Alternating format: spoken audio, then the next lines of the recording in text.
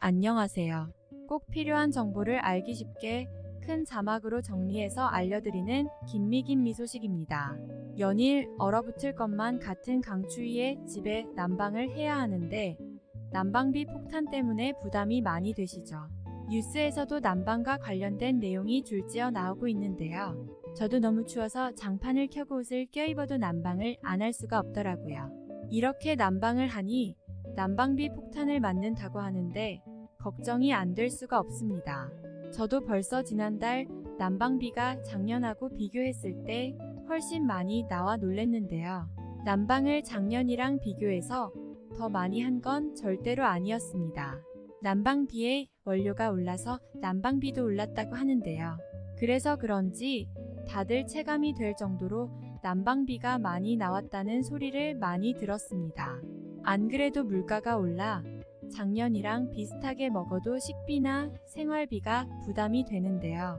여기에 난방비 폭탄까지 맞으면 앞으로 당분간 계속 추울 예정이라고 하는데 걱정이 참 많이 됩니다. 이런 국민들의 목소리를 들은 건지 정부에서도 긴급 발표를 했는데요. 바로 난방비를 지원하겠다는 내용이었습니다. 정부에서 난방비 폭탄을 어떻게 막고 어떻게 해결할 것인지, 왜 난방비는 오른 건지 궁금하실 텐데요. 제가 오늘 천천히 알기 쉽게 설명드릴 테니 받으실 수 있는 지원금 꼭꼭 챙기셔서 추운 겨울 조금이라도 따뜻하게 보내시길 바라겠습니다. 오늘 영상 시작 전에 좋아요, 구독, 알람 설정을 해주시면 영상을 준비하는데 많은 도움이 됩니다. 그럼 김미김미 소식 시작하겠습니다. 안녕하세요. 오늘은 계속 뉴스에서 나오는 난방비에 대한 지원금을 받을 수 있는 내용을 준비해 봤는데요. 다들 난방비 많이 나오셔서 마음이 좋지 못하시죠? 모든 미디어나 매스컴을 떠나서 주위 사람들에게 물어봐도 난방비가 작년에 비해 확실히 너무 올랐다고들 하는데요. 어떤 분은 난방비가 2배가 뛰신 분도 있다고 하는데요. 이런 분들이 한두 분이 아니고 사용량도 다들 작년이랑 비슷했다고 합니다. 그럼 요금만 2배 이상 오른 건데요. 이렇게나 난방비가 많이 오른 건 확실히 난방비 폭탄이라고 해도 될 정도인 것 같습니다. 요즘 이상기후로 날씨가 3주 전에는 겨울인가 할 정도로 더웠던 적도 있었죠. 하지만 최근엔 기록적인 한파라고 연일 일기예보에서 얘기를 하는데요. 어제 오늘의 한파는 러시아 시베리아에서 오는 찬 공기가 그대로 넘어와서 발생되었다고 합니다. 러시아 시베리아의 연 평균 온도는 영하 40도라고 하는데요. 그래서인지 우리나라도 영향을 받아 영하 20도의 기록적인 한파를 맞고 있는 것 같습니다. 물론 이렇게 기록적인 한파를 맞고 있기 때문에 난방을 더 할 수도 있겠지만요. 사실 최근 1년간 도시가스는 38.4%인 거의 40%가 올랐고요. 연료금은 37.8%로 이 요금 역시 40% 가까이 올랐습니다.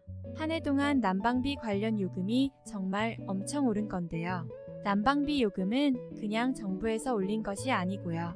이 도시가스와 연료와 연관 있는 액화 천연가스인 LNG는 우리나라에서 수입을 하는 연료인데요. 바로 이 액화 천연가스 LNG의 수입 가격이 급등했기 때문입니다. 러시아와 우크라이나 전쟁의 여파로 작년 국제 LNG 가격이 재작년 1분기보다 무려 3배가량 올랐다고 하는데요.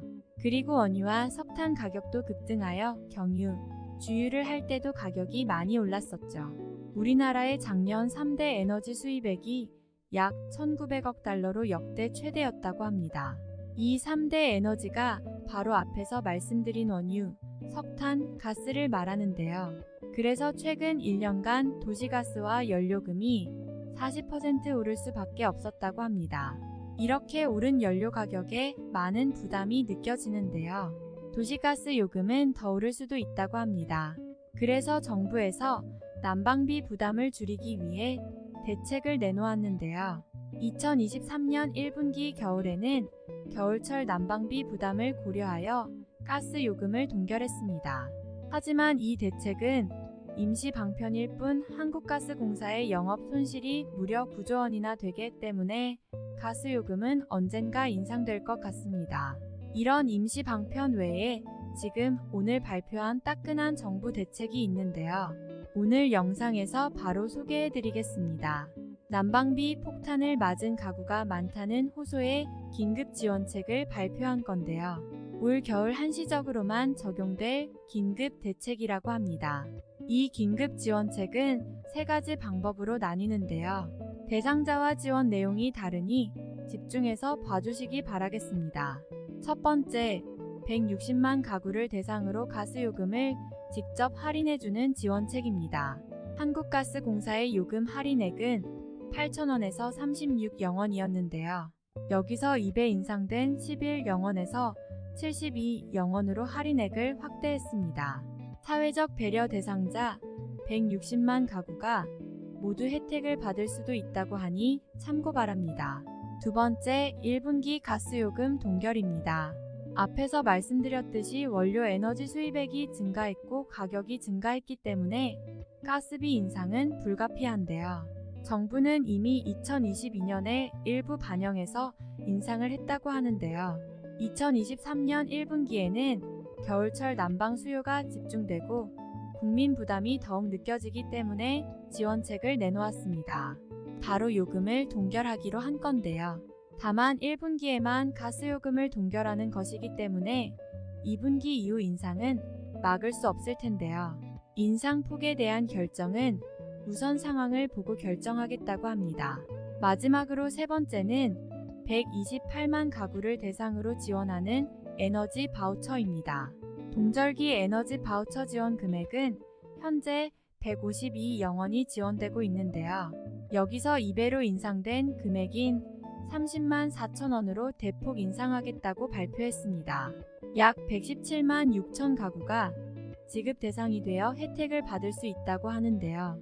생계급여, 의료급여, 주거급여, 교육급여, 기초생활수급 가구 중에 노인, 질환자 등 더위와 추위에 민감한 계층이 대상이라고 합니다. 또 한부모 가족, 소년소녀 가정, 장애인도 지원이 가능합니다. 에너지 바우처 지원액은 이전 영상에서도 한번 다룬 적이 있었는데요. 이미 에너지 바우처 지원액이 51% 인상을 했었는데요. 또 사회적 배려 대상자의 도시가스 할인폭도 50% 인상됐지만 난방 수요를 따라잡을 수 없어 내놓은 대책이라고 합니다. 다만 에너지 바우처의 사용기간은 2022년 10월 12일부터 2023년 4월 30일까지로 약 7개월간 사용 가능한데요. 지원 규모가 부족하고 미흡한 부분은 있는 것 같습니다. 나라에서 난방비 폭탄에 대한 부담을 낮추기 위해 노력하고 있는 것 같지만요. 이번 겨울은 안 그래도 기록적인 한파라고 하는데 난방비 폭탄에 더 춥게 느껴지는 것 같습니다. 몸의 온도가 유지가 잘 안 되면 건강이 상하고 잦은 잔병 치레를 겪을 수 있어 더욱 걱정이 됩니다. 유난히 추운 겨울 오늘의 정보가 조금이라도 도움이 되어 따뜻하게 보내시는데 도움이 되었으면 좋겠습니다. 너무 집에만 계시면 몸에 근육도 빠지고 체력도 떨어지니까요. 집에서라도 간단한 운동하시면서 건강하게 올 겨울 나셨으면 좋겠습니다. 오늘 준비한 내용은 여기까지였고요. 늘 도움되는 내용을 준비하기 위해 노력하는 김미김미 소식이었습니다. 오늘도 좋은 하루 되세요. 감사합니다.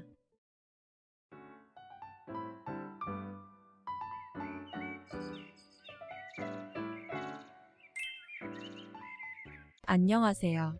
복지 세금 절약 혜택 정부 제도에 대해 안내해드리는 김미김미 소식입니다. 자동차 관련해서 법규가 새로 바뀐 영상에 대해서 이전에 소개해드린 적이 있었죠. 상당히 많은 분들이 관심을 가지고 시청해 주셨는데요. 자동차를 타시는 분들이 그만큼 많다는 얘기겠죠. 오늘 제가 준비한 정보는 아는 사람들은 매년 전부 혜택 보고 있는 정보를 가져와 봤는데요. 이미 알고 있었어도 신청 기한이나 추가 정보를 몰라서 혜택을 놓치기도 쉬우니까요. 오늘 자세한 신청법에 대해서도 다룰 예정이라 영상 끝까지 잘 보시고 신청하시길 바라겠습니다. 그럼 오늘 영상 시작하겠습니다. 영상 시작 전에 구독과 좋아요, 알람 설정을 해주시면 정보를 준비하는데 더 큰 힘이 됩니다. 오늘은 자동자체를 공제받을 수 있는 대박 꿀팁을 준비했습니다. 그런데 기한이 얼마 남지 않아 빠르게 신청하셔야 혜택을 누리실 수 있겠는데요. 정보를 잘 몰라서 못 받았던 분들, 아는데 깜빡 잊었던 분들은 오늘 이 영상 보시고 꼭 신청하시길 바랍니다. 자동차를 가지고 계신 분들이나 운전자라면 꼭 받으셔야 하는 혜택입니다. 올해는 절대 놓치지 말고 혜택 보셔서 아까운 돈 더 나가는 일 없었으면 좋겠습니다. 보시고 영상이 도움되셨다면 주변 분들께 많은 공유 부탁드리고요. 많이 누리셨으면 좋겠습니다. 지금 연말정산 기간이라 다들 세금을 계산해보고 돌려받는 분들도 더 내시는 분들도 많이 계실 텐데요. 당연히 내야 하는 세금이고 미리 더 낸 세금을 돌려받는 거지만 돈을 더 내야 하면 기분이 좀 그렇죠. 그 액수가 상당하면 이 돈 역시 부담으로 다가올 수 있겠는데요. 여기에 1년에 2번 내는 자동차세도 납부한다면 1년에 나가는 돈이 더 많게 느껴지겠죠. 이제 자동차세를 내야 하는 시기가 왔는데요. 이 자동차세를 아낄 수 있는 대박 정보를 가져왔습니다. 문제는 지금 이 시기 제가 올려드리는 근시일 내 얼른 신청하셔야 혜택을 누리실 수 있는데요. 지금부터 영상 잘 봐주시길 바라겠습니다. 오늘 준비한 정보는 자동차세 연납 할인을 받는 방법인데요. 원래 자동차세를 납부하는 시기는 6월과 12월로 한 해에 2차례 나눠서 납부합니다. 그런데 이 자동차세를 한 번에 1년치를 미리 내면 할인을 해준다고 하는데요. 이렇게 1년치를 미리 내면 연세에 6.4% 정도를 공제받을 수 있는 제도입니다. 사실 작년 2022년에는 15%를 공제해줬었는데 할인율이 절반 정도 많이 줄었는데요. 그래도 1년 납부하는 세금이 150만 원 정도라고 했을 때 96,000원 정도 할인이 됩니다. 이렇게 신청하고 어차피 내야 할 자동차세 미리 일찍 내기만 해도 10만 원을 아끼는 건데요. 꼭 절대 놓치지 말고 받으시길 바랍니다. 그런데 이 연납 할인은 신청한 사람만 받을 수 있고 신청하는 달도 정해져 있습니다. 신청은 1월, 3월, 6월, 9월에 가능한데요. 신청월에 따라 그 해의 자동차세 공제액이 달라집니다. 공제율이 달에 따라 달라지는 건데요. 1월은 연세에서 6.4%, 3월에 신청하시면 5.3% 공제가 됩니다. 6월은 3.5%, 9월은 1.8%가 공제되니 공제율이 높은 1월에 신청하시는 게 좋겠습니다. 그리고 서울은 공제율이 조금 높은데요. 자동차세 연납의 신고 납부는 1, 3, 6, 9월 중 신청 가능한 건 동일하고요. 1월에는 2에서 12월 11개월분의 7%, 3월에는 4에서 12월 9개월분의 7%, 6월에는 7, 12월 6개월분의 7%, 9월에는 10에서 12월분의 7%. 1월에 신청하셔야 최대 할인을 받을 수 있으니까요. 영상 보신 분들은 꼭 신청하시길 바라겠습니다. 그럼 신청 기간에 대해 말씀드리겠습니다. 방금 말씀드렸듯이 1월에 신청하셔야 최대 혜택을 보시니까 1월에 신청하시는 게 중요한데요. 1월 말일까지 신청이 가능한데요. 1월 말 31일까지 신청을 하셔야 혜택을 보실 수 있으니까 빠르게 신청하시고 꼭 연납하시길 바라겠습니다. 이제 자동차세 연납 신청 방법도 어떻게 하는 건지 궁금하실 텐데요. 차근차근 자동차세 연납 신청 방법을 알려드리겠습니다. 신청은 관할 관공서인 시청, 구청, 읍면동 사무소를 방문하셔서 하시면 되는데요. 직접 방문하는 방법 외에도 전화를 해서 신청해도 되고요. 온라인으로도 신청할 수 있습니다. 먼저 서울을 기준으로 설명드리고 다음 서울 외 지역 신청 방법도 알려드리겠습니다. 서울 신청 방법입니다. 신청 기간은 1월 5일부터 1월 31일까지 가능하고요. 컴퓨터로 이택스 홈페이지를 방문하시거나 스마트폰 앱 서울시 스택스 앱을 통해 가능합니다. 이택스 홈페이지에 들어가시면 바로 나오는 화면에서 신청하기를 눌러주시고요. 납세 의무자 정보란에 주민등록번호, 차량번호, 성명, 비밀번호 그리고 환급 받으실 은행과 계좌를 입력하시면 됩니다. 너무 간단하게 이렇게 하시면 끝인데요. 다음 창에서 조회 확인 및 납부를 하실 은행과 납부 방법을 선택하시면 되겠습니다. 다음은 스마트폰 앱을 통한 방법을 알려드리겠습니다. 구글 플레이 스토어에서 스택스 앱을 설치해 주시고요. 접근 권한 팝업 창 확인 눌러주시고 허용 눌러주시면 되겠습니다. 어플 우측 상단 메뉴를 눌러주시면 세금 납부 카테고리에서 자동차 연납 신고 납부가 나오는데요. 그 다음 성함, 주민번호, 차량번호를 입력하시고 환급계좌 입력 후 신고 조회 버튼을 눌러주시면 완료입니다. 단 납부까지 완료를 혜택을 보시는 거니까요.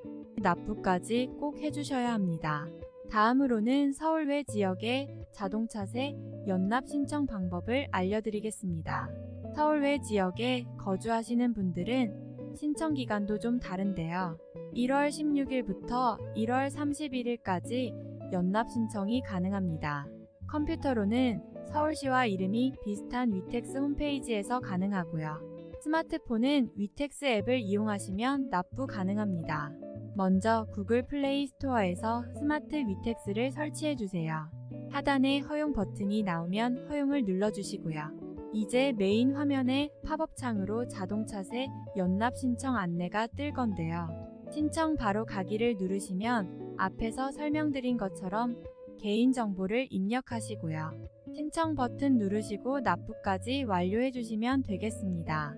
위텍스 홈페이지에서 신청하시는 방법도 비슷한데요. 단, 주의하실 점이 신청 시간이 약간 제한되어 있다는 건데요. 아침 7시부터 밤 10시까지 신청 가능하고 마지막 날인 31일에는 저녁 8시까지 신청 가능하니까요.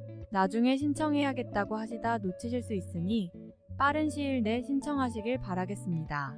이렇게 신청 절차를 알아봤는데요. 생각보다 절차가 정말 간단하죠? 이렇게 연납 신청을 하시고 나면 매년 연납 할인된 금액으로 납부 고지서를 받게 됩니다. 물론 한 번에 많은 돈이 나가는 게 부담이 될 수도 있지만요.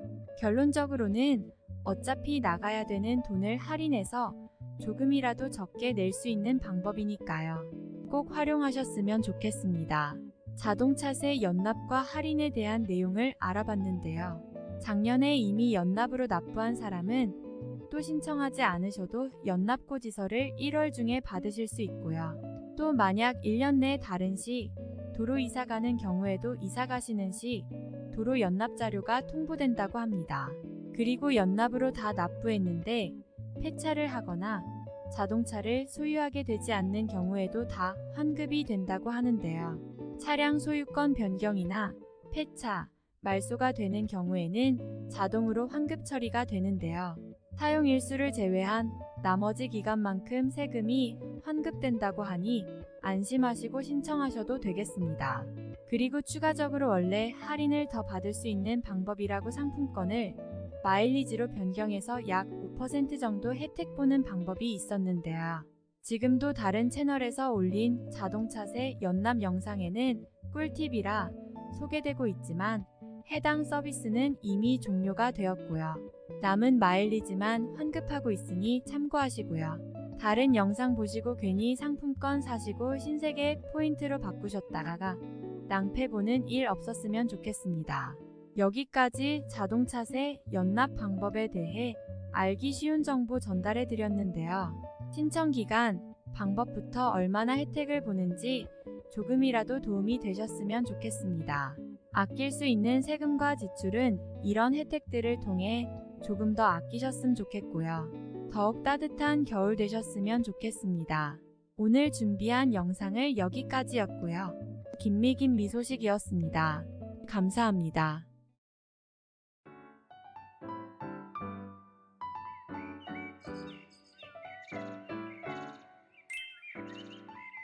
안녕하세요. 발빠른 정보를 전달해드리는 김미김 미소식입니다. 오늘 전달해드릴 소식은 바로 굉장히 파격적인 지원책에 대한 내용인데요. 발표한 지 얼마 안 된 따끈따끈한 소식입니다. 바로 1인 가구 기준으로 매월 88만 원씩 7월부터 지급이 되는 건데요. 2년간 2,100만 원을 지원하고요. 정말 파격적인 조건으로 지급하는 정책인 건데요. 그런데 이 지급 조건 그냥 소득 기준으로만 정하는 게 아닌 추첨으로도 선정한다고 하는데요. 오늘 제가 준비한 영상 궁금하신 분들은 영상 끝까지 함께 해주시면 정말 도움이 되실 겁니다. 그럼 시작하겠습니다. 영상 시작 전 구독, 좋아요, 알람 설정 부탁드리겠습니다. 코로나 이후 나라에서 경제 회복을 위해 많은 노력을 하고 있지만요. 사실 이런 팬데믹 상황에서는 개인이 극복하고 이겨내기엔 무리가 있는 부분이 있죠. 그래서 나라에서 여러 지원금을 지급하며 제도를 발표해서 도움을 주고 있는데요. 오늘 준비한 내용은 바로 서울특별시에서 안심소득 2차 모집을 한다는 내용입니다. 1인 기준으로 매월 88만 원을 7월부터 지급한다는데요. 자세히 알아보겠습니다. 1,100가구를 모집하는 서울특별시 안심소득 2차 모집은 25일부터 접수가 시작됩니다. 현재는 소득 상위와 하위의 양극화가 점점 극단에 이르고 있는 상황인데요. 이 안심소득 시범 정책이 해법을 제시해주지 않을까 기대해 보는데요. 앞으로는 기초생활보장제도를 대체할 수 있는 사회보장제도를 도입하고자 하는 시범사업이기도 하는데요. 이 새로운 사회보장제도에는 기본소득과 안심소득이 있겠습니다. 현재 운영 중인 기초생활보장제도는 기준이 워낙 까다로워서 도움이 필요한 분들이 오히려 도움을 못 받기도 했다는데요. 이런 문제점을 극복하기 위해 안심소득과 같은 제도를 시범 운영하는 겁니다. 매월 88만 원씩 지원해 2년간 지원받을 수 있으며 2,100만 원을 받을 수가 있다고 합니다. 이미 1차 시범 사업을 통해서 많은 분들에게 폭발적인 인기가 있는 사업인데요. 모르고 계셨던 분들은 오늘 영상 끝까지 잘 보시고 2차 모집에 꼭 지원하셨으면 좋겠습니다. 2023년 모집 가구는 1,100가구로 작년에 비해 확대되었는데요. 2022년 모집 가구까지 포함하면 1,600가구가 혜택을 보는 거라고 합니다. 그럼 가구별 지원 금액을 알려드리겠습니다. 가구별 지원 금액은 중위소득 85% 기준액의 가구소득을 제외한 금액의 50%를 지원합니다.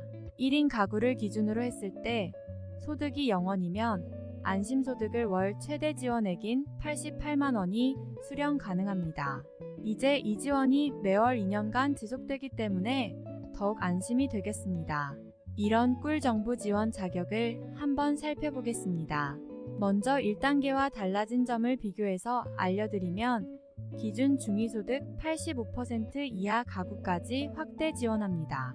이렇게 지원 범위가 확대가 되어 복지수혜에서 소외된 기준, 중위소득 50% 초과 85% 이하 가구도 새로운 복지수혜층으로 포용하는 겁니다. 50% 초과에서 85% 이하이면서 재산이 326백만 원 이하인 가구를 추가 선정합니다. 800가구는 이미 1단계에서 2022년 7월부터 3년간 실시 중이고요. 이번에 2단계를 모집하는 건데요. 2023년 7월부터 2년간 지원을 해주는 시범사업을 실시한다고 합니다. 그럼 누가 참여할 수 있는지, 나는 받을 수 있는지 궁금하실 텐데요. 지금부터 알려드리겠습니다. 사업 공고일인 1월 9일 기준으로 주민등록상 서울특별시에 거주하면서 소득기준과 재산기준을 동시에 충족해야 하는데요. 이 조건이 충족하는 가구라면 누구나 접수할 수 있다고 합니다. 또 추첨을 통해 선정을 한다고 하니 오늘 영상 보시고 꼭 신청해 주시길 바라겠습니다. 다시 한번 말씀드리겠습니다. 가구소득이 가구별 기준 중위소득 85% 이하이면서 재산이 3억 2,600만 원 이하인 가구를 무작위 선정하는 방식으로 진행됩니다. 무작위 추첨 방식이기 때문에 소득 기준과 재산 기준이 전부 충족된다고 전부 선정되는 것이 아니고요. 그래서 어떤 분들은 되고 어떤 분들은 안타깝게 선정이 안 될 수도 있겠죠. 하지만 어쨌든 신청을 해야 선정이 될 수도 있는 것이기 때문에 오늘 영상 보시고 꼭 신청해 주시고요. 추첨 대상에 속한 분들은 놓치지 않길 바라겠습니다. 가구별 소득 기준이 중위소득 85%란 말도 어려우실 수 있으실 텐데요. 2023년 기준으로 소득 기준을 살펴보면 4인 가구는 459만원 정도가 되겠습니다. 1인 가구는 766 208원인데요. 그럼 접수 방법에 대해 말씀드리겠습니다. 접수 기간은 1월 25일부터 2월 10일까지인데요. 신청은 서울복지포탈 온라인으로 참여할 수 있겠습니다. 모집기간 첫 4일은 신청 인원이 몰리는 것은 대비해 출생연도 끝자리 기준 홀짝제로 운영합니다. 1월 24일부터 1월 28일까지를 말씀드리는 건데요. 이 이후 날짜는 자유롭게 접수가 가능합니다. 온라인 접수는 1월 25일 홀수, 1월 26일 짝수 이렇게 되고 1월 29일부터 2월 10일은 누구나 접수 가능합니다. 온라인 접수가 어려운 분들도 계시겠죠? 이런 분들을 위해 마지막 5일인 2월 6일부터 2월 10일 동안은 별도로 안심소득 접속 콜센터 번호인 1668-1735에 연락하여 참여하실 수 있겠습니다. 더 자세한 내용 설명을 듣기 위해서도 이 안심소득 상담 전용 콜센터에 연락하실 수 있겠는데요. 콜센터 번호 1668-1735번 기억해 주시길 바라겠습니다. 1100 가구의 구체적인 무작위 추천 방식을 설명드리겠습니다. 1100 가구 선정은 참여 가구의 가구 규모와 가구주 연령을 고려하여 통계학에 기반하여 3차례에 걸친 무작위 추출 방식으로 선정하는데요. 참여 가구를 가구 원수 1인, 2인, 3인, 4인 이상과 가구주 연령별로 39세 이하, 40세에서 64세, 65세 이상으로 12개 구간으로 나누어 무작위 추출한다고 합니다. 여기까지 선정 방식을 말씀드렸는데요. 1차 선정은 15형 가구를 무작위로 선정해서 소득재산 소득을 가구별로 선별한다고 하고요. 2차 선정을 통해 4형 가구 선정한 뒤 100가구를 최종 선정합니다. 다음으로는 참여 가구가 받는 지원금이 중요하겠죠. 최종 선정된 100가구의 85% 기준액과 가구 소득 간의 차액의 절반을 2년간 매월 지원을 받을 수 있는데요. 첫 지원금은 7월 11일에 지급이 된다고 하는데요. 1인 가구 기준 중위 소득의 절반을 받는다고 했을 때 883영원을 매월 받게 되는 거죠. 2인 가구는 최대 146만원, 3인 가구는 최대 188만원, 4인 가구는 최대 229만원까지 지원받을 수 있는데요. 7인 가구는 445, 700원을 매월 받게 됩니다. 1100 가구라고 하면 서울시 인구 3명 중 1명이 대상이 될 정도로 조건이 까다롭지 않고 2년이나 소득을 보장받을 수 있으니 정말 좋은 제도라고 할 수 있겠습니다. 이렇게 대략 안심소득 지원 사업에 대해 알아보았는데요. 혹시 복지제도 중 현금성 복지제도인 복지급여, 생계주거급여, 기초연금, 서울형 주택바우처, 청년수당, 서울형 기초생활보장, 청년월세와 중복지원은 안 된다고 하니 알아두시고요. 그렇지만 일부 제도는 안심소득으로 받는 금액이 더 많으니까 안심소득 대상자에 선정되면 안심소득을 받는 게 더 나을 수 있겠는데요. 참고로 기초수급자의 경우에는 지금 받는 수급비보다 안심소득이 더 많다고 해도 수급 자격은 계속 유지돼서 의료급여, 교육급여, 전기료 감면 등의 혜택은 계속 받을 수 있습니다. 여기에 안심소득은 근로소득공제 50%의 효과가 있으니까 일할 수 있는 수급자분들에게는 훨씬 좋은 혜택이 되겠습니다. 이제 2단계 안심소득 모집 공고에 대해 다시 한번 정리해드리겠습니다. 신청 기간은 1월 25일 오전 9시부터 2월 10일 오후 6시까지 신청이 가능하고요. 신청은 온라인 접수로 진행을 합니다. 어려운 부분은 콜센터 1668-1735 연락 주시고요. 2월 6일부터 2월 10일까지는 이 콜센터에 전화하셔서 접수하실 수 있으니 접수 가능합니다. 1100가구를 최종 선정해서 매월 1인 가구 기준으로 88만원씩 2년간 2100만원을 지원하는 제도입니다. 지금 서울특별시 안심소득 시범사업의 2단계 모집에 대해 설명드리고 있고요. 선정 결과는 6월 말 서울복지포털 홈페이지에서 확인 가능합니다. 또 선정되신 분들은 별도로 문자도 받으실 수 있겠습니다. 서울시에서는 안심소득에 참여한 분들을 4년간 조사를 해서 안심소득 수령, 전후 비교를 통해 근로시간, 소득지출, 근로의지, 생활만족도, 정신건강의 변화를 확인해 볼 예정입니다. 이런 조사 결과를 통해 안심소득에 대한 효과를 확인하는 거고요. 그래서 비교 집단을 2200가구를 선정하여 차이를 확인할 예정입니다. 비교 집단에 참여하시면 반기에 한 번씩 설문조사를 하게 되는데 참여하신 분들에게는 사례금도 준다고 하는데요. 혹시 안심소득 시범사업과 관련하여 더 궁금한 사항이 있으시다면 시범사업 전용 번호 1668-1735 또는 다산콜센터 120으로 문의 가능합니다. 지금은 시범사업이지만 굉장히 큰 의미가 있다고 생각하는데요. 이걸 시도하는 것 자체가 현재의 기초생활보장제도에 문제점이 많다는 것을 정부와 지자체가 인지하고 있다는 것이기 때문인데요.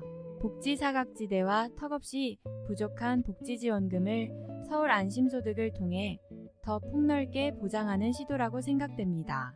이런 여러 의미에 있어서도 지금 소개해드리는 시범사업은 중요한 내용인데요. 지원금을 수령하는 것도 여러분들이 혜택을 보는 거지만 여러분들의 참여로 앞으로 우리나라 사회보장제도에 긍정적인 변화를 만들 수도 있는 거죠. 지금까지 서울특별시 안심소득 시범사업 2단계 모집 내용과 절차, 시범사업에 대한 설명을 드렸습니다. 무작위 선정이니만큼 기준에 해당되시는 분들은 꼭 이 영상을 보시고 신청하셨으면 좋겠고요. 주변 분들에게도 오늘의 영상이 도움이 되셨다면 공유해 주시길 부탁드리겠습니다. 오늘 준비한 내용은 여기까지였고요. 이상 김미김 미소식이었습니다. 오늘도 행복한 하루 되세요. 감사합니다.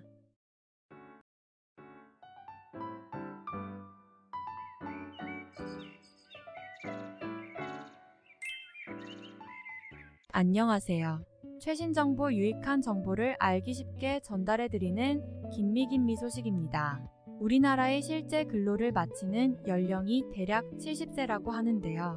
주변 분들 중에 아직 일을 하고 있다고 하면 그 나이까지도 일을 할 수 있는 걸 부러워하기 하죠. 일자리가 있다는 것도 일할 수 있다는 것도 혜택이 아닐까 싶은데요. 나라에서 이런 일자리를 유지하기 위해 그리고 일자리에 일할 수 있도록 지원금을 제공하는데요. 한시적으로 현금을 지급해주는 복지도 물론 급한 상황이나 코로나 상황에는 도움되었지만요. 장기적으로 국민들의 생활을 안정시켜주고 삶의 질을 올려주는데 기여하는 건 일자리 지원인 것 같습니다. 오늘 준비한 내용은 정부에서 제공하는 일자리 관련 지원금에 대한 내용인데요. 고용창출 장려금, 고용촉진 장려금, 청년 고용 장려금, 중장년 고용 장려금, 노인 고용촉진 장려금이 있고요. 또 장애인 고용 장려금, 워라밸 일자리 장려금 등 다양한 종류의 일자리 장려금들이 있습니다. 이런 장려금과 지원금도 다 아는 사람들만 아는 사업체만 아는데요. 나라에서 주는 혜택을 사업주도 모르고 있는 경우도 있으니 잘 알고 계시면 언젠가 도움될 일이 있을 것 같습니다. 오늘 영상 시작 전에 좋아요, 구독, 알람 설정 부탁드리겠습니다. 안녕하세요. 김미김 미소식입니다. 지금부터 고용장려금에 대해 설명을 드리겠습니다. 먼저 소개해드릴 고용지원제도는 바로 신중년 적합 직무 고용지원입니다. 이 고용지원 제도는 만 50세 이상 실업자를 고용노동부에서 정한 203가지 종류의 신중년 적합 직무에 신규로 고용하면 지원하는 제도인데요.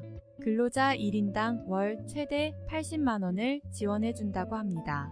기존에는 채용 후 고용 유지를 3개월간 했어야 지원했지만 올해부터는 6개월부터 늘어났습니다. 그리고 적합 직무에 해당하는 직무가 조금 줄었다고 합니다. 또 직원 중에 신중년의 인원수가 증가한 경우에만 지원합니다. 다음은 고용창출장려금입니다. 고용창출장려금은 새롭게 일자리를 만들면 지원해주는 제도인데요. 월 최대 80만원을 1년에서 2년간 지원해준다고 합니다. 일자리 함께하기, 신중년 적합 직무 고용직, 고용촉진장려금이 해당되는 내용인데요. 일자리 함께하기에 대해 설명드리자면 교대근무제도를 도입하거나 근무시간 개편 등의 방법을 사용하면 받을 수 있는데요.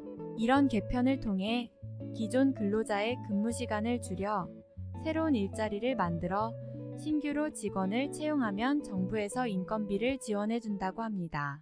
증가한 근로자 1인당 월 최대 80만원까지 1년에서 2년간 지원합니다. 일자리 함께하기와 신중년 적합 직무 고용지원 사업은 공모사업이어서 승인을 받아야 하는데요. 승인을 받는 방법은 참여신청서와 사업계획서를 관할 고용센터에 제출하시면 됩니다. 고용촉진장려금은 비공모사업으로 취약계층을 고용하면 1인당 월 60만원씩 1년에서 2년간 지원하는 제도인데요. 취업지원 프로그램 이수자, 중증장애, 여성가정, 도서지역 거주자 등이 취약계층이 되겠습니다. 또 해외에서 국내로 복귀한 기업이 새롭게 직원을 채용을 하면 1인당 월 60만원씩 2년간 지원하는 제도도 있다고 하는데요. 이렇게 소개해드린 일자리 함께하기, 신중년 적합 직무 고용지원, 고용촉진장려금, 국내 복귀 기업 지원제도 4가지는 고용창출장려금에 포함되는 제도입니다. 그래서 이 4가지 제도는 일자리를 만들면 임금의 일부를 정부에서 지원해줍니다. 다음으로 소개해드릴 제도는 고용안정장려금입니다.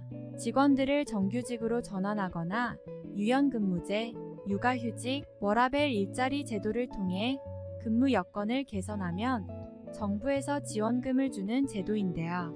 정규직 전환 지원은 6개월 이상 2년 이하 근속한 기간제 근로자, 파견 근로자, 계약직 근로자, 특수 형태, 업무 종사자를 정규직 전환하면 근로자 1인당 월 최대 50만원이 1년간 지원됩니다. 임금이 월 20만원 이상 증가하면 월 50만원 지원, 20만원 미만으로 증가하면 월 30만원을 지원한다고 합니다.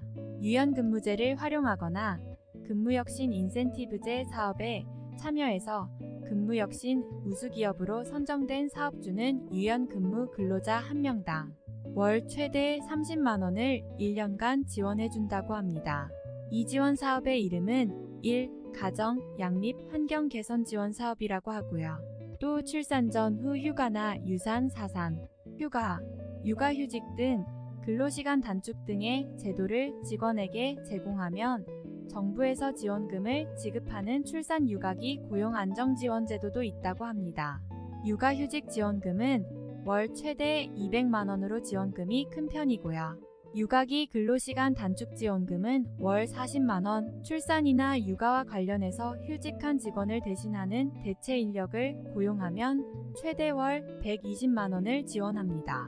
워라밸 일자리 장려금제도 들어보셨나요? 저는 이번에 처음 들어봤는데요. 워라밸 일자리 장려금 제도란 근로자가 필요할 때 소정 근로시간 단축 제도를 사업장에서 적용해주면 근로자 1인 월 20만원에서 30만원을 1년간 지원해주는 제도입니다. 앞서 말씀드린 제도들은 고용안정장려금 유형으로 고용보험 홈페이지에서 기업 서비스 고용안정장려금 메뉴를 통해 신청하실 수 있겠습니다. 아니면 근처 고용센터에 방문하여 신청하시거나 우편이나 팩스 접수도 가능합니다.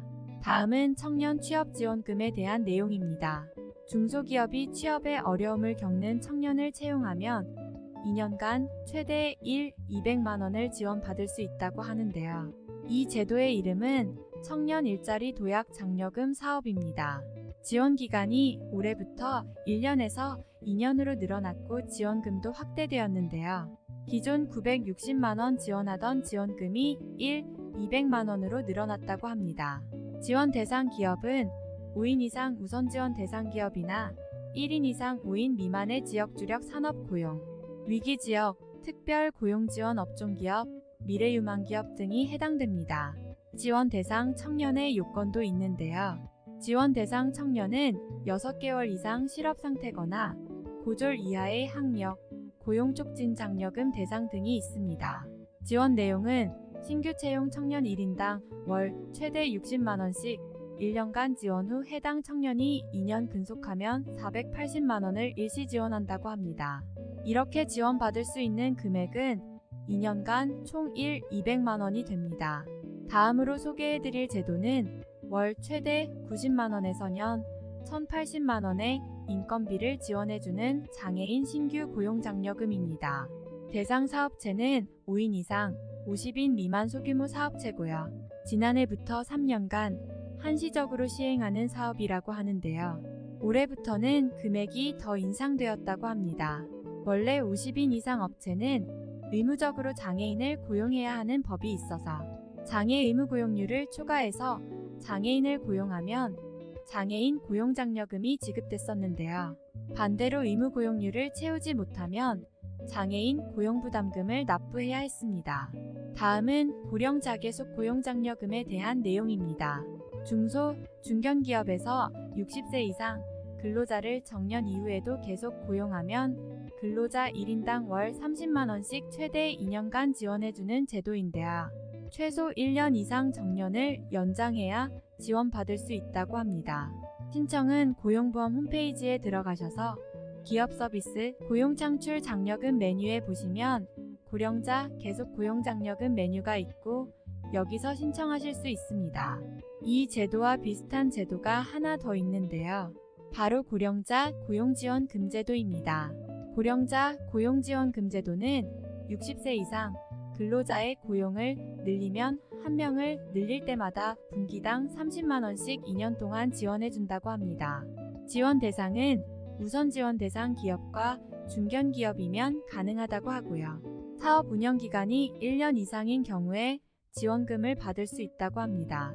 고령자 고용지원금 제도 신청은 사업주가 고용센터에 신청서를 제출하면 고용센터에서 검토하고 지급 여부를 결정 후 통보합니다.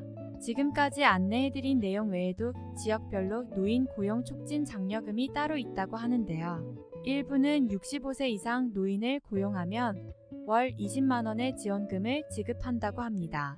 마지막으로 안내해드릴 제도는 올해 더 확대된 제도인데요. 바로 국민취업지원제도의 구직 촉진수당과 조기취업 성공수당입니다. 국민취업지원제도는 취업을 희망하는 국민들에게 구직활동에 도움도 주고 금전적 지원을 해주며 취업에 성공하면 성공수당까지 지급해주는 제도입니다. 이 제도는 유형에 따라 지급액이 다른데요. 재산 요건이 충족되는 1유형의 경우에는 구직 촉진 수당으로 월 50만원씩 6개월간 총 300만원을 지원합니다. 그런데 올해부터는 부양가족 1인당 10만원씩 월 최대 40만원을 추가로 지원한다고 합니다. 또 조기 취업 성공수당도 기존에는 2개월 이내 취업 시 50만원을 지급했었는데요. 올해부터는 지원금을 확대하여 3개월 이내 취업 시 1유형의 경우에는 자녀 구직 촉진 수당의 50%를 지급한다고 합니다. 그리고 이 유형 조건부 수급자는 50만원이 지급된다고 합니다. 또 올해부터 체계적인 일 경험을 지원하기 위해 기존의 교육 프로그램 운영을 위해 지원했던 기업 지원금이 10만원에서 최대 50만원으로 확대되었습니다. 국민취업제도 신청 절차에 대해서도 설명드리겠습니다. 먼저 국민취업제도를 신청하시려면 워크넷에서 구직 신청을 한 다음에 고용센터에 방문하거나 국민취업지원제도 홈페이지에서 취업지원 신청서를 제출해야 합니다. 신청 후에 소득과 같은 자격 요건이 충족이 된다면 수급자로 선정됩니다. 선정되면 진로상담 등을 통해 취업활동 계획을 수립하게 되고요. 그럼 구직촉진수당 지급과 함께 각종 고용 프로그램, 구직활동 지원 프로그램에 참여하게 됩니다. 오늘은 사업주가 받을 수 있는 각종 지원금의 혜택과 액수, 그리고 절차에 대해 알아봤는데요. 정부에서 정말 다양하게 일자리와 관련된 제도를 시행하고 있다는 걸 알게 된 것 같습니다. 제가 간략히 설명드린 것처럼 제도가 정말 다양하고 지원 대상과 목적이 다르기 때문에 이런 제도도 아는 사람들만 누릴 수 있을 텐데요. 오늘 영상 내용 중 본인에게 맞는 내용이나 정책, 제도가 있으시다면 고용노동부 홈페이지나 지역별로 있는 고용센터를 통해 꼭 더 알아보시길 바라겠습니다. 오늘 김미김미 소식 채널에서 준비한 내용을 여기까지였고요. 끝까지 시청해주셔서 감사합니다. 오늘의 영상이 많이 도움이 되셨으면 좋겠습니다. 오늘도 좋은 하루 되세요. 감사합니다.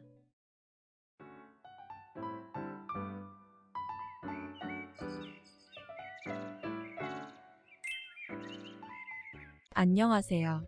알짜 복지정보 발빠른 정부 정책과 제도를 알기 쉽게 설명해드리는 김미김미 소식입니다. 요즘 청년들이나 남녀노소 할 것 없이 전세 사기가 기승을 부린다고 하는데요. 안 그래도 각박한 세상에 사기라도 당하면 정말 안타까운 상황이 생길 텐데요. 그래서 오늘의 정보를 준비했습니다.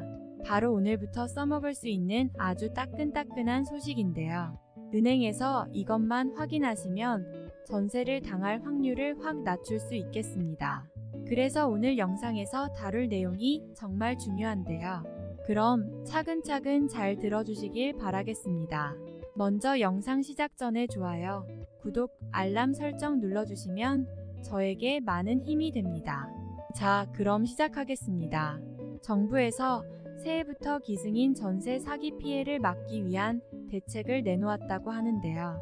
바로 전세 사기 피해를 방지하기 위해 임차인에 대한 대출을 최장 4년까지 연장한다고 합니다. 이 얘기는 바로 전세 사기 피해 임차인에 대해 은행권에서도 최장 4년까지 대출을 연장한다는 말과 일맥상통합니다. 전세 사기 남일이 아닌데요. 지금 이 전세 사기가 기승이라 5명 중에 2명 무려 40%나 악성 임대인한테 당한다고 합니다. 그리고 전세 사기를 당해 신고된 액수만 4천억 원이나 되는데요. 그래서 작년 연말에 뉴스에도 상당히 많이 보도되고 전국적으로 난리가 났죠. 2023년 올해부터는 오늘 제가 준비한 영상 잘 살펴보시고 전세 사기에서 소중한 내 돈 꼭 지키시길 바라겠습니다. 오늘 소식이 더 중요한데요. 당장 오늘 1월 30일부터 우리은행에서 국토교통부와 협심해서 새로운 내용을 발표했는데요. 원래 전세 효력과 대항력이 하루 차이가 났었다고 하는데요. 임차인 즉 전세를 얻은 사람의 대항력이 주택에 인도를 받고 주민등록 전입신고를 마친 다음 날에 발생하기 때문에 이 하루 사이에 순식간에 사기를 당했습니다. 하루 차이가 나서 저런 굉장히 큰 피해를 당하는 사례가 있었는데요. 이 시스템이 왜 문제고 어떻게 악용했냐면요. 임대인 즉 집을 전세 내주는 사람이 임차인의 전입신고 당일에 저당권을 설정하고 집을 담보로 대출을 받으면 임차인의 보증금이 후순위로 밀리는 문제가 발생하는 거죠. 그래서 하루 사이에 억울한 피해자가 생기는 일이 많이 발생했던 겁니다. 이런 문제를 해소하기 위해 은행권에서도 대책을 내놓은 건데요. 정확히는 모든 은행권이 아니라 우리은행만 해당되는데요. 그동안 이런 문제에 대한 개선이 필요하다는 얘기들이 꾸준히 들려왔었다고 하는데요. 특히 주택담보대출 심사 과정에서 담보대상 주택에 부여된 확정일자, 유무와 보증금 규모를 확인하고 대출이 실행되도록 절차를 개선할 필요가 있다는 말이 많이 나왔다고 합니다. 그래서 내놓은 대책이 바로 오늘 설명드릴 시범사업에 대한 내용인데요. 국토부와 우리은행이 부동산 거래관리 시스템인 RTMS를 쓰는데요. 우리은행 간 전용망의 연계를 위해 확정일자에 대한 정보를 제공하는 시스템 테스트를 1월 말까지 진행한다고 합니다. 이 테스트를 끝낸 오늘 바로 1월 30일부터 전국 우리은행 710개 지점에서 사용을 한다고 하는데요. 주택담보대출 신청인, 즉 임대인의 정보 제공 동의를 받아서 대출 심사 과정에서 담보 대상 주택의 확정일자 정보, 보증금, 임대차 기간 등을 확인할 수 있다고 합니다. 이렇게 확인 절차를 거친 후 대출을 실행하는 시범 사업을 추진한다는 건데요. 그럼 앞으로 어떻게 절차가 달라질지, 전세 사기 방지를 위해서도 앞으로 집을 매매하는데도 꼭 알고 계시면 좋겠습니다. 우선은 모든 은행권이 이런 시스템이 도입이 된 게 아니라요. 우리은행과 국토부 한국부동산원이 손잡은 시범사업인 거라 다른 은행과 거래 중이시라면 내용을 꼭 참고해서 대출 실행하시길 바라겠습니다. 앞에서 가장 많은 문제로 얘기가 나왔던 내용이 바로 임차인의 전입신고 다음날 효력이 발생하는 거였는데요. 만약 이 상황에서 바로 임대인이 주택을 담보로 대출을 한다면 하루 차이로 내 전세금을 못 돌려받는 아주 심각한 문제가 생기는 건데요. 부동산 거래 신고법 제6조의 2의 주택임대차 계약 의신고 또는 주택임대차보호법 제3조의 2, 제2항의 확정일자 부여 신청은 전입신고 이전이라도 임대차 계약 체결 이후 신청 가능하다고 적혀 있는데요. 간단히 설명드리면 전세를 체결하면 주택임대차보호법에 의해 주택임대차 개혁의 신고, 그리고 전입신고 이전이라도 임대차 계약 체결 이후 바로 신청이 가능하다고 합니다. 지금 국토교통부와 부동산 거래관리 시스템 RTMS, 그리고 우리은행 간의 전용망 연계를 이용한 업무 협약을 통해 발표한 내용을 설명드리고 있는데요. 간단히 이 전용망 연계를 통해 확정일자 정보를 제공받을 수 있는 거고요. 그게 바로 오늘 1월 30일부터 가능하다고 합니다. 모든 은행에서 되는 건 아니고요. 전국 우리은행 710개 지점에서 가능합니다. 그래서 오늘부터는 이렇게 정보를 제공받아 한 번 더 확인하는 절차를 만든 건데요. 보증금과 임대차 기간 등의 정보를 보고 대출을 해준다고 합니다. 이제 가장 중요한 내용을 말씀드릴 건데요. 잘 들어주시길 바라겠습니다. 대출을 심사할 때는 원래 은행에서 임차인의 개인 계약 내용을 알 수가 없습니다. 그래서 임차인은 대항력이 없어서 임대인이 대출 3억 원이 가능했던 거죠. 다시 간단히 말씀드리자면 매매가가 5억인데 내가 전세를 3억에 얻었습니다. 제 대항력이 발생하기 전에 임대인이 아주 나쁜 마음을 가지고 주택담보대출 2억 원을 신청하면 은행에서 전세가를 확인할 길이 없었던 거죠. 그래서 바로 임대인에게 2억을 대출해줬다는 건데요. 이제 변경된 내용, 즉 시스템 전산망을 이용하면 임대인이 시세 5억 원 집에 전세 보증금 3억이 있다는 게 조회가 되는 겁니다. 그래서 임대인이 무분별하게 대출할 수 없게 되고 전세 자금을 지킬 수 있다는 겁니다. 이것 말고도 법의 허점을 이용하여 사기를 치는 사람들이 많은데요. 그래도 이렇게 개선이 된다고 하니 참 다행이지 않나 싶습니다. 그런데 이 시범사업 우선적으로 우리은행 거래 고객부터 적용한다고 하는데요. 곧 이런 주택담보대출이나 전세 계약을 앞두신 분들은 먼저 1월 31일부터는 우리은행을 가시는 게 좋겠습니다. 다른 은행들도 곧 확대 적용해야 할 것 같은데요. 만약 확대 적용을 한다는 소식이 전달되면 누구보다 빠르게 안내해드리겠습니다. 이 시범사업 한국부동산원과 은행권 그리고 정부에서 합쳐서 시행하는 만큼 2주택임대차 계약 신고 제도가 빠르게 정착되어야겠는데요. 주택담보대출 심사 절차를 개선한 만큼 전세 사기 방지를 위해서 결국엔 전세를 얻은 분이 직접 전세 계약 신고를 해야 효과적일 텐데요. 그래야 시스템에 내가 전세 계약을 한 게 나타날 수 있습니다. 전입신고 대항력을 갖추려면 전입신고를 빠르게 해주셔야겠고요. 이게 오늘 영상의 가장 중요한 점이 되겠습니다. 그리고 가급적 빠른 시일 내에 거래를 하거나 계약을 할 분들은 우리은행과 거래를 하시는 걸 추천드리겠습니다.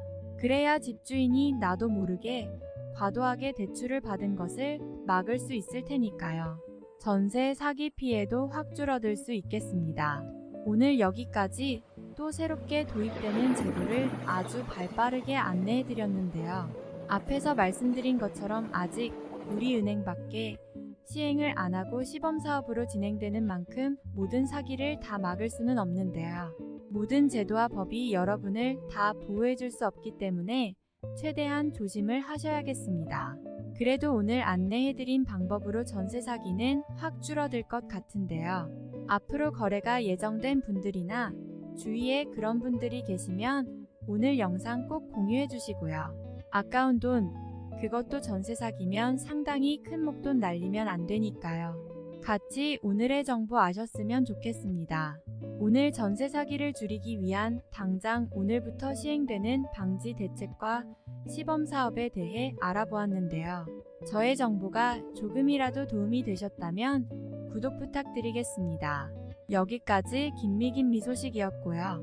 영상 시청해주셔서 감사합니다. 오늘도 편안한 하루 되세요.